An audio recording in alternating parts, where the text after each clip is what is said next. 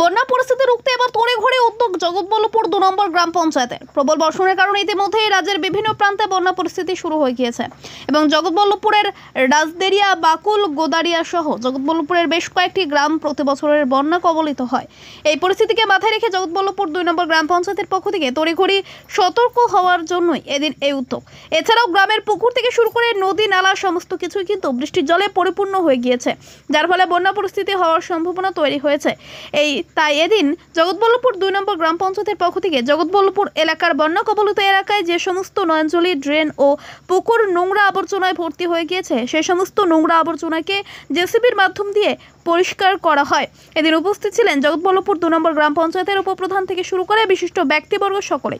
কি বলছেন জগৎবল্লভপুরের উপপ্রধান, সরাসরি দেখে নিব হেডলাইন্স টুডের পর্দায়।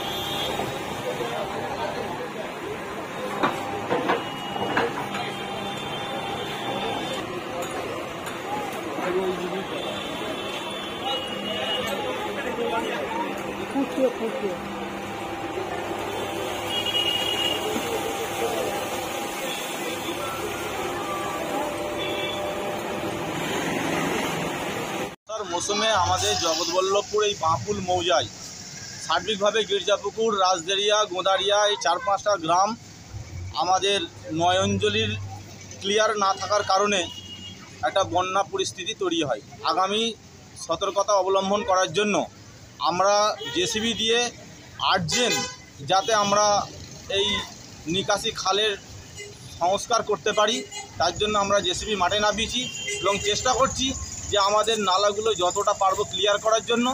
সেই কারণে আমাদের জগৎবল্লভপুর 2 নম্বর গ্রাম পঞ্চায়েতের টোটাল মেম্বার নিয়ে আমরা মাঠে নেমেছি।